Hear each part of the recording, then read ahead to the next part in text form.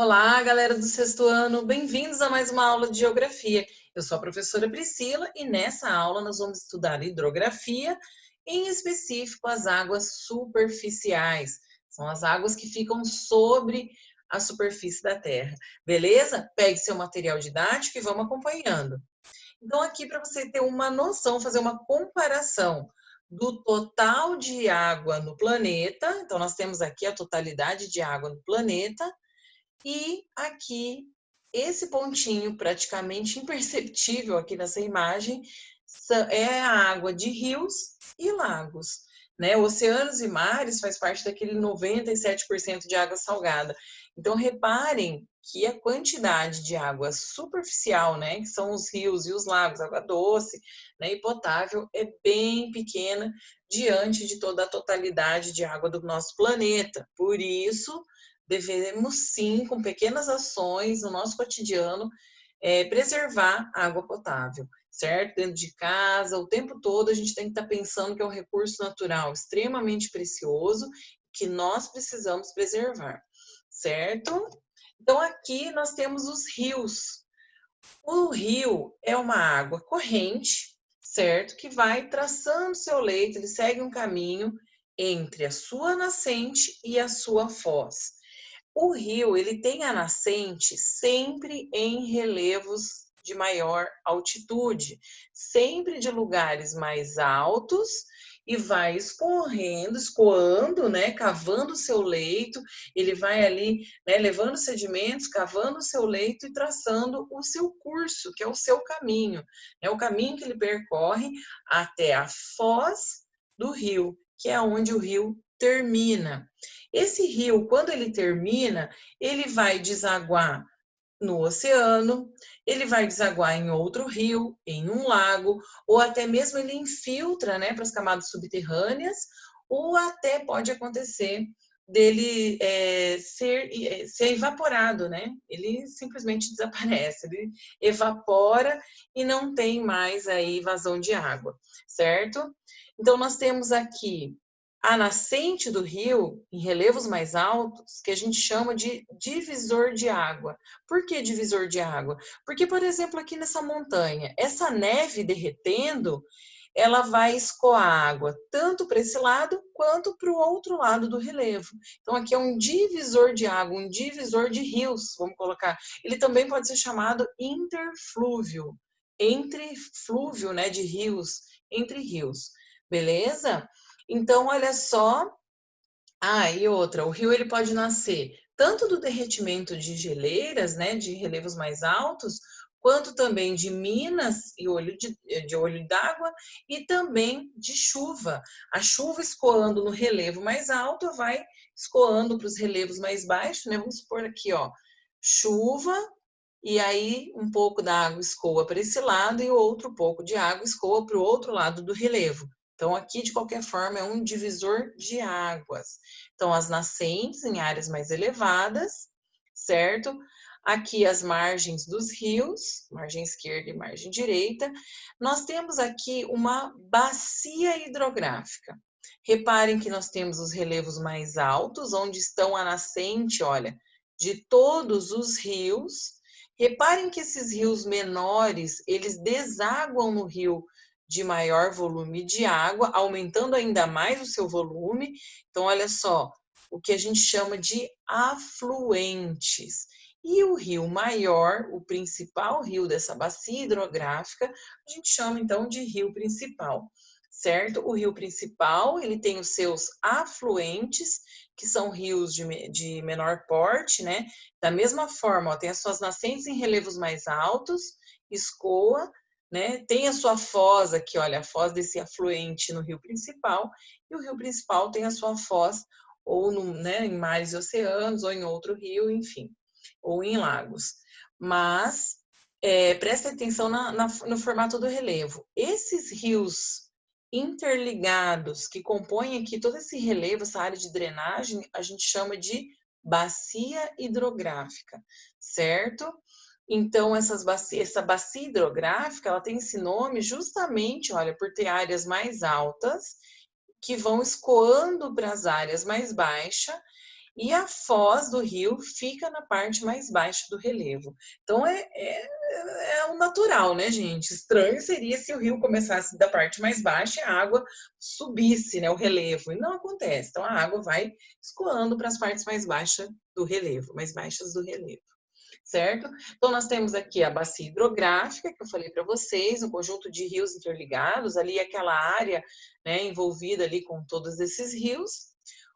Pode ser um rio de planalto ou um rio de planície. Os rios de planalto são em áreas de desnível do relevo, utilizado aí para geração de energia elétrica, por conta, eles aproveitam, né, a força da queda da água para a construção de usinas hidrelétricas. Os rios de planície são excelentes para navegação, transporte de mercadorias e de pessoas. Nós temos aqui, olha, o exemplo, esse rio Culuene, né, que fica lá no Mato Grosso, é um rio de planície, reparem, né, um relevo retinho de planície. Então, aqui nós temos um rio em formato de meandro, que são essas curvas, excelente para navegação. Aqui ao lado nós temos um exemplo aí de um desnível no relevo que formou aqui uma queda d'água, né, uma cachoeira. Nós também temos os rios temporários e perenes. O rio perene é aquele rio que tem vazão de água o ano todo.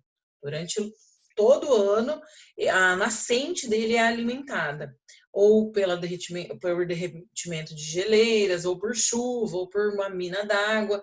Então, o ano todo aquela nascente é alimentada e aí vai escoando a água ao longo do curso. Mas nós também temos os rios temporários, quando a nascente fica em áreas que fica aí algum tempo com escassez de chuva. Então, não tem água para alimentar a nascente, o rio, em períodos de estiagem, de falta de chuva, o rio simplesmente desaparece. É o caso que acontece no Nordeste brasileiro, no sertão brasileiro, né? Na área do sertão nordestino. Então, alguns rios com a nascente ali no sertão, período que fica bastante tempo sem chuva, esse rio ele não é alimentado pela água da chuva, então ele desaparece. Nós também temos aí uma questão do assoreamento dos rios. Que seria isso? Quando a vegetação da margem dos rios é desmatada, a raiz da vegetação serve para segurar, fixar o solo. Com a ausência dessa vegetação, quando acontece enchentes ou fortes chuvas, esse material, esse solo que está na margem, ele acaba indo para dentro do rio, tornando esse rio mais raso e até a ponto de interromper o seu curso. Então, nós temos um exemplo aqui, olha, a mata ciliar preservada, o curso do rio aqui, olha, a vazão de água bem maior, lá no estado do Pará. Aqui no Rio Grande do Sul, nós temos aqui, olha, a mata ciliar foi desmatada. Reparem como o rio está raso. Olha, o processo de erosão que acontece na margem do rio, certo? Olha, a comparação entre essas duas paisagens demonstra a importância da manutenção da mata ciliar. Lembrando, a mata ciliar é a vegetação que acompanha a margem do rio. À esquerda, o rio Itapacurazinho tem suas margens preservadas pela vegetação, enquanto à direita, o riacho com entorno desmatado tem suas margens assoreadas, né? Caiu ali aquele material, aquele solo para dentro do rio. Reparem que o rio é bem mais raso e está aqui visivelmente com processo de erosão. Aí nós temos os lagos. Então, os lagos são os lagos naturais, porque também tem os lagos artificiais com represa de água, né? Os lagos naturais são depressões, áreas situadas abaixo do nível das regiões ao seu entorno, então relevo mais baixo do que o relevo que está ao seu entorno, e são preenchidos com água, as quais podem se originar tanto da chuva quanto de lençóis subterrâneos, de rios ou como resultado de degelo das geleiras. Podem ser constituídos tanto de água doce quanto de água salgada. A água salgada pode ser encontrada em lagos antigos, onde a evaporação foi muito grande e a quantidade de sódio acumulada é bastante elevada. A água evapora e o sódio ali fica, né? Os lagos salgados diferem de mares, os lagos salgados diferem dos mares fechados, principalmente no que se refere à dimensão, pois são menores. Então, olha só a questão do lago, né? Ele pode ser alimentado pela chuva, pelo derretimento das geleiras, de água que vem, né? A água dos lençóis subterrâneos, então a água que brota, as nascentes, né? A gente chama de mina ou olho d'água, e também de outros rios, né? O rio deságua no lago e ele alimenta esse lago. Então, nós temos aqui o exemplo, né, de um lago, o Lago de Aral. Aqui nós temos o tamanho da extensão que a água ocupava, olha, reparem o contorno em 1960. Aqui uma imagem em 2000 e aqui a imagem de satélite em 2014. Reparem que a vazão de água está acabando. Esse lago ele está fadado a secar, porque reparem, olha o tamanho que era, né? E olha a quantidade de água que ainda tem. As águas desse lago, que fica lá na Ásia, elas são utilizadas para... Então, eles desviam, pegam, captam água de dois rios que alimentam esse lago. Tem dois rios que desaguam no lago, então é feita a captação da água desses rios para a irrigação de plantação de algodão que tem lá na região do Oriente Médio, certo? Aí nós temos aqui o exemplo de um lago chamado Lago Titicaca, fica na divisa ali, né, na fronteira entre Peru e Bolívia. É um lago muito grande, gigantesco e de paisagens maravilhosas, certo? Então aqui nós temos os oceanos e mares. Olha só os oceanos, lembrando que ocupa aí 97% da quantidade total de água do planeta. Oceano Pacífico, Oceano Atlântico, Oceano Índico. Nós temos o Oceano Glacial Ártico e o Oceano Glacial Antártico ao sul, certo? Então, nós temos o Pacífico entre a América, Oceania e Ásia, o Oceano Atlântico entre a América, Europa e África, e o Oceano Índico entre a Oceania, a Ásia e a África, beleza? E aí o Oceano Glacial Antártico ao sul e Ártico ao norte. Nós temos aqui 3 tipos de mar. Gente, qual é a diferença de oceano e mar? O oceano é a massa líquida total, uma grande massa líquida que envolve continentes. O mar é a porção do oceano que está em contato com a parte continental, certo? Então, quando vamos à praia, tomamos banho no mar, porque o mar é aquele parte do oceano que está em contato com a parte continental, certo? Aí nós temos alguns tipos de mares aqui. O mar aberto, que é aquele, por exemplo, aqui, olha, pegar aqui uma cidade do litoral nordestino, olha, é mar aberto. Reparem que já o Oceano Atlântico não tem nada que impeça, né? Então é um mar aberto que já está em contato direto com o oceano. O Mar Vermelho, que é um mar interior. Ele ou por exemplo, o Mar Mediterrâneo, olha aqui, ó. Tá vendo a seta aqui, ó? O Mar Mediterrâneo, ele tem contato com o Oceano Atlântico através desse estreito aqui, ó. Então, ele é interior, mas ele tem contato com o oceano. Olha o Mar Vermelho aqui, ó. Aqui, ó, o Mar Vermelho que está em contato com o Oceano Índico. Então, é um mar interior. Já o mar fechado, como exemplo aqui, o Mar Cáspio, é um dos elementos que delimitam as fronteiras entre a Europa e a Ásia. Então, ele é um mar fechado, ele fica aqui nessa região da Ásia, certo? Ele não tem contato com o oceano. Ele é como um lago, porém ele é de água salgada, então por isso chama mar. Mas ele é um lago fechado ali de água salgada, certo? E aqui nós temos as características dos oceanos. Então, os oceanos Atlântico, aí aqui a localização que eu já mostrei para vocês lá no mapa. O Oceano Atlântico é mais utilizado como via para o comércio, né? Banha o Brasil, pode ser dividido a partir da linha do Equador, Atlântico Norte, Atlântico Sul. É o oceano que recebe maior quantidade de água doce oriunda dos continentes. Vou voltar aqui para vocês verem, ó.